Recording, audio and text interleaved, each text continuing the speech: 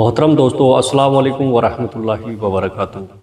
अल्लाह पाक ने हम मुसलमानों पे कई चीज़ें फ़र्ज़ की हैं, जिसमें से सबसे अहम नमाज है। नमाज इस्लाम में सभी मुसलमानों पर फ़र्ज़ की गई है, यानी कि अगर कोई भी मुसलमान एक वक्त की भी नमाज कज़ा करता है तो अल्लाह उसे गुनाह देता है और हज़ारों साल तक जहन्नमी बना देता है। इस्लाम में 7 साल की उम्र तक नमाज सुन्नत होती है, लेकिन जैसे ही 7 साल हो जाते हैं उसके बाद इस्लाम में नमाज फ़र्ज कर दी जाती है और नमाज को पूरे एहतराम के साथ पढ़ने का हुक्म दिया गया है। औरत हो या मर्द, सभी पर नमाज मुकर्रर की गई है और किसी भी हाल में नमाज अदा करने का हुक्म दिया गया है। प्यारे दोस्तों, हमारे इस्लाम में नमाज छोड़ने का गुनाह भी बताए गए हैं और ये भी मुसलमानों को पता है कि नमाज अगर ना पढ़ी जाए तो इससे अल्लाह पाक नाराज़ होता है और सज़ा भी देता है। रसूलुल्लाह सल्लल्लाहु अलैहि वसल्लम ने फरमाया कि मुसलमानों का नमाज को छोड़ना उन्हें गुनाह और शिर्क तक पहुंचा देता है। कुफ्र और ईमान के बीच जो दीवार है वो सिर्फ़ और सिर्फ नमाज है। जो लोग नमाज अदा करते हैं वे ईमान वाले हैं और जो नमाज अदा नहीं करते वो कुफ्र कहलाते हैं। रसूलुल्लाह सल्लल्लाहु अलैहि वसल्लम ने फरमाया, जो मुसलमान नमाज अदा नहीं करेगा उसके घर से सारी खैर व बरकत, सारे ऐशो आराम छीन लिए जाएंगे और उन्हें दुनिया और आखिरत दोनों में खुशी नसीब नहीं होगी और ना ही उन्हें कभी माफ़ किया जाएगा। लोग अपने सारे ज़रूरी काम को फ़ौरन करते हैं, लेकिन जब नमाज़ पढ़ने का वक्त आता है तब उसी वक्त उन्हें कोई काम याद आ जाता है और वो नमाज छोड़ देते हैं। लेकिन वो भूल जाते हैं कि दुनिया की कोई भी चीज़ हमारे काम नहीं आएगी। अगर कोई चीज़ हमारे काम आएगी तो वो नमाज है। नमाज हमें हमारे गुनाहों से माफ़ी दिलवा सकती है। नमाज अल्लाह से बात करने का ज़रिया है। अगर कोई मोमिन अल्लाह के सामने रोकर गिड़गिड़ाकर नमाज के वक्त दुआ मांगता है तो अल्लाह उसकी दुआ कभी रद्द नहीं करता। रसूलुल्लाह सल्लल्लाहु अलैहि वसल्लम ने फरमाया कि क़यामत के दिन सबसे पहले नमाज का हिसाब होगा। जो लोग नमाज को कज़ा करते हैं या फिर अपनी मर्ज़ी के हिसाब से नमाज पढ़ते हैं और कज़ा करते हैं तो ऐसे में उन्हें जहन्नुम में ढकेल दिया जाएगा। अगर नमाज के वक्त कोई काम आ गया या फिर नमाज भूल गए या फिर नींद आ गई तो ऐसे में आपको जिस समय याद आए कि आपने उस वक्त की नमाज अदा नहीं की है तो आपको उसी वक्त उस नमाज को अदा करने का हुक्म दिया गया है। अगर नमाज सही वक्त पर और सही तरीके से पढ़ी गई है तो क़यामत के दिन उनके सारे अमाल भी सही माने जाएंगे। लेकिन अगर नमाज ही गलत तरीके से पढ़ी गई है या फिर नहीं पढ़ी गई है तो उनके कोई भी अमाल की कोई गिनती नहीं होगी, उन्हें गुनाहगार ही माना जाएगा। नमाज जल्दबाजी में पढ़ने के गुनाह, कई सारे मोमिन नमाज तो पढ़ लेते हैं लेकिन वो नमाज के तरीके से नमाज को नहीं पढ़ते। ना ही वो एक मुकम्मल तौर पर वज़ू बनाते हैं और ना ही मुकम्मल तरीके से नमाज पढ़ते हैं। अल्लाह पाक का हुक्म है कि जब कोई नमाज पढ़ता है तो उसका सारा ध्यान नमाज पर ही होना चाहिए, ना कि अपने कामों पर या फिर किसी भी चीज़ पर। जब नमाज पढ़ी जाती है तो उस वक्त सिर्फ़ और सिर्फ अपने जहन में अल्लाह का नाम लेना है और उसे याद रखना है, अपने सारे गुनाहों की माफ़ी मांगनी है। नमाज को अपनी ड्यूटी नहीं समझना है बल्कि नमाज को अल्लाह की इबादत समझनी है और इबादत में कभी जल्दबाजी नहीं की जाती। इबादत दिल से होती है और दिल से अल्लाह को याद किया जाता है।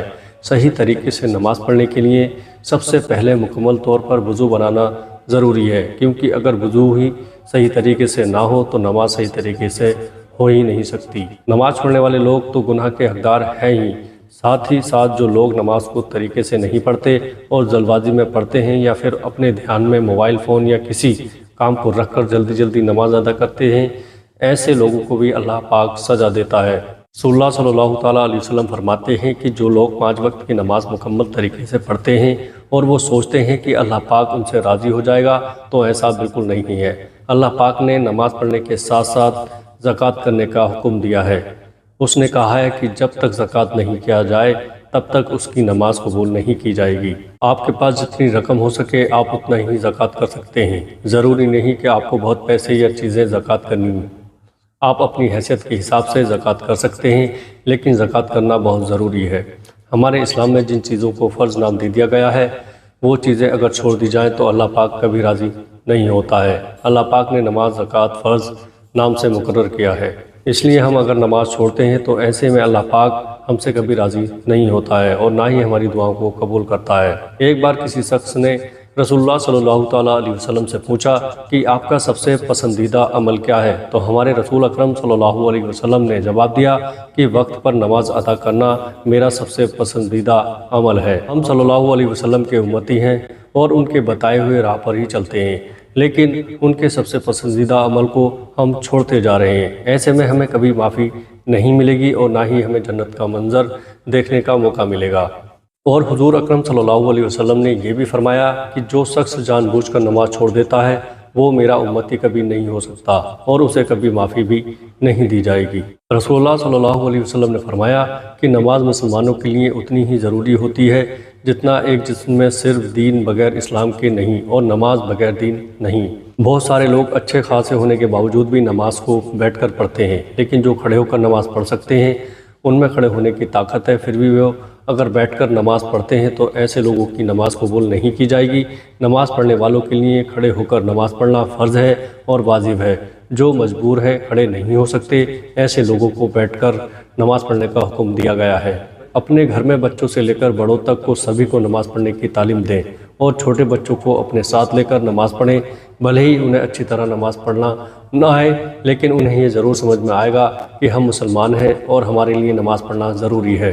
کہا جاتا ہے کہ بچے ہمیشہ بڑوں کو دیکھ کر ہی سیکھتے ہیں، چاہے وہ اچھی باتیں ہوں یا بری باتیں ہوں۔